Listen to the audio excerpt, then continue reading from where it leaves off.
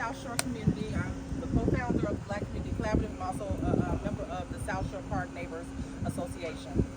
So I just want to be clear first. To be clear, we are not upset with the individuals who are being allowed to cross the borders into America. Let me make that very clear because people get it confused. We are, however, outraged with the government's response and our elected officials' blatant disregard to the local crisis Black families and children are facing now in our city. It is disingenuous and highly disrespectful to come into neighborhoods that have suffered decades of disinvestment, redlining, poverty, and violence to tell them you're taking resources away only to give it to another group of people that you allowed to cross the border illegally.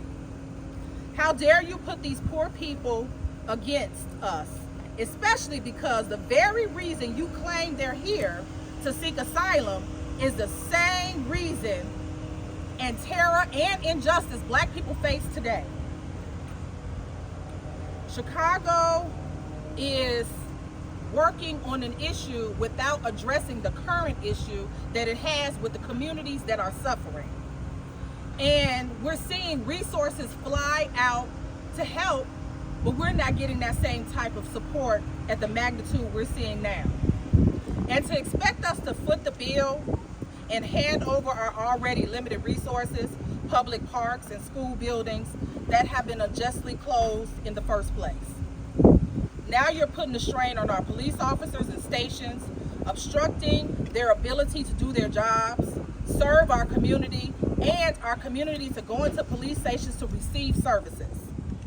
In addition, it's inhumane to welcome people only to have them sleeping on floors in buildings and in tents that cannot withstand the wind of Chicago. Brandon Johnson ran on the promise that he would listen to our community.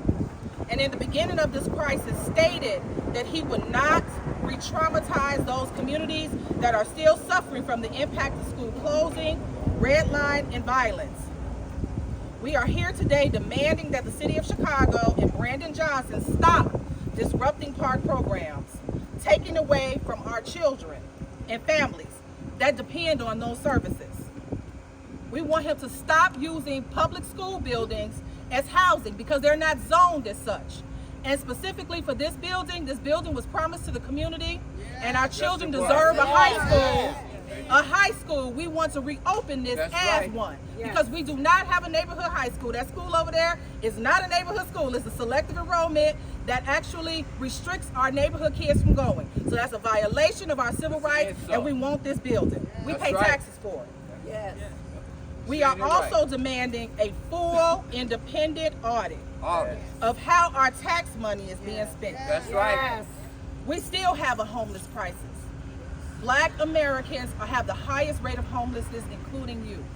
We want to know how they're being housed, if they're being housed, what money is being spent on them. We need to know how money is being spent on our education system. We now see that Chicago public schools and all city agencies are focusing on migrant children. That's right. Migrant children deserve to have equal access to education, and so does Black children who have historically been denied that right. This is an example of that. Building being closed when there's high school students all around here who have to travel far to go to school. My daughter travels 15 miles outside of her neighborhood to go to school. How dare the City of Chicago try to take this building, make her walk past a building that they're giving to people they're allowed to come here illegally, and have her go past a half-empty building on the corner that she can't go to go to school.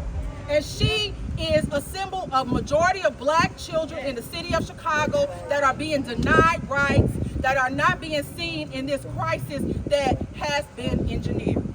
Again, we're not here saying we're against individual people who cross this border. We're mad at our government for putting them against us. That's right. Because that is what's happening. That's right. Plain and simple. Yes. The residents of South Shore deserve a high quality high school. We deserve services. Our parks deserve to be open. We have present here people from Taylor Park. Taylor Park is located in the Robert Taylor community. We all know what happened with Robert Taylor, right? Thousands of Black Americans were displaced, and the city of Chicago has been threatening these poor families to take away their park.